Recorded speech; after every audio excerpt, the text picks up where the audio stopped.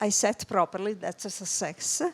And thank you, Niels, for the presentation of the data, and thank you, guests, for being with us today. I would like to invite on stage the two panelists together with me, Émilie Bobin, partner and head of sustainability PwC, France and Maghreb, and Domingo Zarzo Martinez, strategic projects and branding director, Sathir. So I have here two great panelists with us. Just let me introduce a little bit before going to the questions. Emily leads the sustainability consulting team of PwC, and she's been working for the organization for 17 years. She now advises hundreds of companies on their private equity strategy and sustainability strategies. And she's also a member of EMEA consulting team and global sustainability finance team. She is board member of the United Nations Global Compact Network France since 2021. And she's supporting the other local network, endorsing our work today. So thanks so much. Thank you for having me. And now other distinguished guest, Domingo Zarzo Martinez. Sorry, I changed your sex. You know, we are inclusive. Bachelor in Chemistry and PhD in Water and Sustainable Development, Head of Strategic Project and Institutional Relations at Sathir Water, 29 years working for the company, and member of the Board of Directors of International Desalination Associations, founding member of the Water Positive Think Tank and Water Positive Initiatives.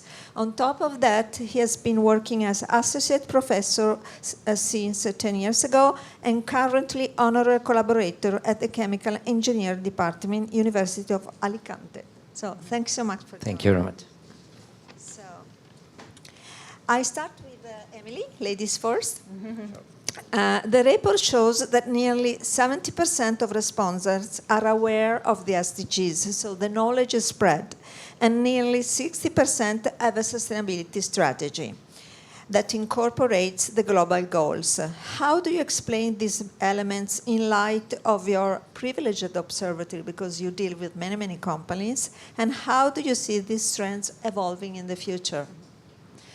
So two great questions. You have 6 minutes because you are very smart. Yeah, that's why I have my notes. I can see that you have also. So first of all, thank you very much for inviting me. I'm very honored to be here. So referring to your first question, I would like to start by saying that it is encouraging to have 70% of respondents who are aware of the SDGs. And as Niels said, nearly half of the responding companies are not UN Global Compact participants. So this data shows that knowledge of the SDGs is widespread, as Niels said. It is encouraging indeed that nearly 60% have a sustainability strategy that incorporates the global goals. So the willingness is there. And why? And you mentioned my privilege observatory. So, because for me, the vision has changed from risk lens only to opportunities and, I should say, positivity. Companies recognize the real added value of the SDGs, which represent a framework for their CSR approach, a tool also for dialogue with their stakeholders, and I think we will come back to this later, and a way of measuring their positive impact on their ecosystem. So this is also one of the findings of this year SDG barometer. Niels mentioned it. A majority of companies consider that integrating the SDG into their strategy has had a positive impact on their economic performance, and even greater majority on their competitive advantage. And Niels said almost 80%. And indeed, we can say first movers have competitive advantage. I would like to highlight, it was on Sunday, also to what extent the UN Global Compact plays a key role in accelerating our collective impact tackling sustainability challenges. One, it gives a common language. I will come back to this later. And two, it allows collaboration and cooperation between stakeholders. So regarding the common language, and you mentioned I've been working on sustainability for 20 years now. So have been having discussions for years on CSR, ESG, sustainability, SRI, you name it. And also all week here in New York City on the Climate Week. A very interesting discussion on the urgency to tackle climate change. But we need really clarity, a clear plan to move together in the same direction. So that will make an incredible impact. And again, collaboration, building on the remarks by the President of the General Assembly, Philemon Yang, at the opening of the Summit of the Future. He introduced the summit, and I think Niels mentioned it on LinkedIn also, by saying our future is in our hands. We have the power to make important choices for the future. We stand at a crossroads of global transformation, facing unprecedented challenges that demand urgent and collective action. I think the collective action is so important. How to be prepared for what it is coming as we navigate through the unknown. This cannot be achieved in silos, right? We want to make sure we take good decisions that benefits everybody, doing things together consistently for the benefits of everybody. Rapidly on the second part of your question regarding how I see this trend evolving in the future. I was listening on Monday, it was during the Climate Week. Tim Lenton, chair in climate change and Earth System Science, University of Exeter, and he said a very interesting thing. We don't need everyone to act. What a relief when I heard that. That is the beauty of tipping point. We typically need 10%, 20%, he said, of us to act, and that will be enough to tip everybody else. So there is always, as he said, the laggards. There is always people who resist and will be the last to change. But we can be altogether optimistic thanks to the results, and we are going to commit together to this journey. And he was talking about this positive tipping point. Thank you, Emily. Yes, it's very, very true, changing mentality from risk to opportunity, yeah. And working together with partnership and multi-stakeholder to make the difference. Thank you for your insights. So coming to Domingo, can you share your company's concrete example on this issue of sustainability, and what is Sathir's commitment to sustainability, and which SDGs are a priority for your company? I know the issue of water is linked to the core business of the company. Could you tell us a little bit more? First of all, thank you very much to Global Compact Network for inviting me. We have seen the reasons why the SDGs are very important for European companies. In our case, is installed in our DNA. I think it's very important, the commitment of the board of directors. To have believers in the top of the stuff is a very important thing for it. And for example, we have written it in our goals, mission, vision, and values. So our goal is moving society forward towards a sustainable future. And we have in our values social engagement or environmental ethics. Also, it's important the reporting to have transparent data, etc. And then, for example, we have seen recognized as the most sustainable company in the construction and infrastructure sector in Spain, according to different ratings, and one of the 5 most sustainably globally. And speaking about the SDGs, of course, all they are important, but we are fixed in our strategic plans and our sustainability reports, priorities in 7 of them. One is good health and well-being. For example, we have training of 20,000 employees in health, sports club, innovation projects in health, for example, working in robotics or exoskeletons for improving the health in the works. 9, industry, innovation, and technology. 8.4 of the benefits of the company are invested in R&D, and we have many programs of open innovation, external and internal.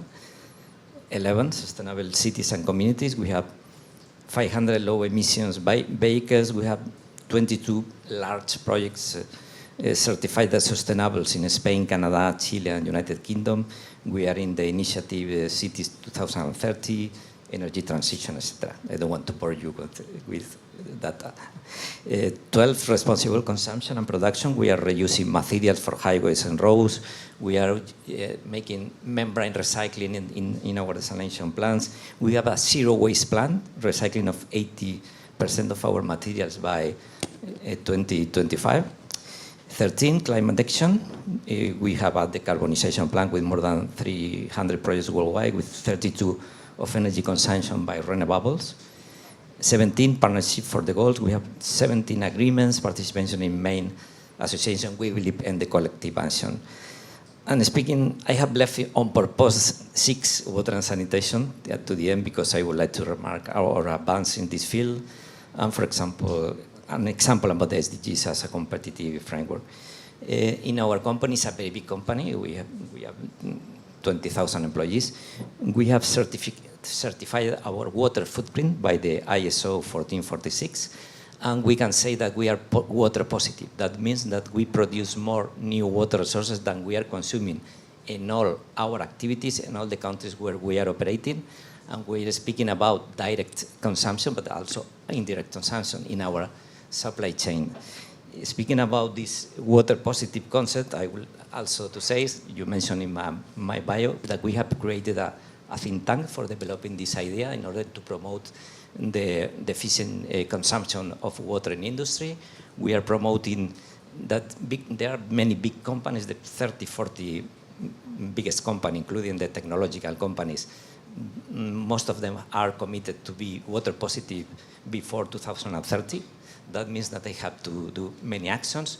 And we are also including things like the promotion of something similar to the CO2 compensation bonus, something like water credits or something like that, in order that those companies can compensate their water footprint. I have here with Paula Perez, is also leading some groups. He's from Acciones, competitor, but we have signed also an agreement for working together for this initiative, and I think is very important for it. You know?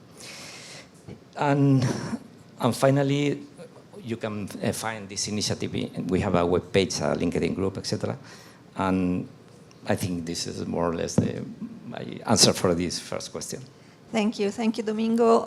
Very interesting, the power of partnership and working together with competitors also on innovation. We heard so much this week about innovation, digitalization, AI, and it's important to work on this issue as well in order to have a transition that is safe for everyone and also improve quality of living. Impressive, you are water positive, so we should all learn from your experience. Thank you. So coming to the second question, it's the same question for the two of you, starting from Emily again. Supply and value chains have become one of the sustainability top priorities for the private sector, and it's in our recommendation from the report as well. On the one hand, because the new European Sustainability Directive have a specific focus and impacts on supply chain and value chain level. And on the other hand, because ensuring sustainable supply chain and value chain is essential to the competitive on the market. What's your perspective on these issues, and how do you bring on board the many small, medium enterprises that are part of large companies' supply chain? Yes, thank you for this question, and indeed I'm very interested by your water positive initiative, so I will have a look at it. So the barometer showed that one of the reasons why European companies are now integrating the SDGs is to better face regulation for 32% of respondents. But there is still work to be done. within the supply chain of a company. And according to the barometer, so I would like to highlight two other results. Only 11% of companies surveyed have trained their suppliers or have had discussion on sustainability and the SDGs, only 11%. And only 10% of companies surveyed have implemented action on the priority theme defined by the Forward Faster 5 areas of action Niels mentioned. And as a reminder, this global platform aimed at guiding companies on where they can make the biggest and fastest impact for 2030. Moreover, what's important, and you mentioned it, managing supply chain risk is becoming a key component in the resilience of companies' supply chain and business model going forward. We had many discussions during the Climate Week on resilience of business model and the supply chain. And, you know, American people doesn't like to pronounce ESG or climate. They like to pronounce resilience of business model and supply chain. So I will continue to do that. And developing more attractive and more resilient companies cannot be, again, achieved in silos. And however, the barometer shows that only a minority of companies have set up partnerships to contribute to the SDGs. This type of partnership just mentioned on Water Positive, for example. And this is where we all have a really role to play as economic players, advisors, opinion leaders. It is today so critical to join forces to accelerate this essential spirit of cooperation. I can see that it is changing, and more companies have the willingness to explore this innovative solution and willingness to work together to find solutions for accelerating change. And to respond to your second part of your question, how do you bring on board the many SMEs that are part of the large company supply chain? First, I think it's important to say that there are obstacles to overcome moving forward. And one of them, because I've heard that many times in my experience, there is no immediate benefits.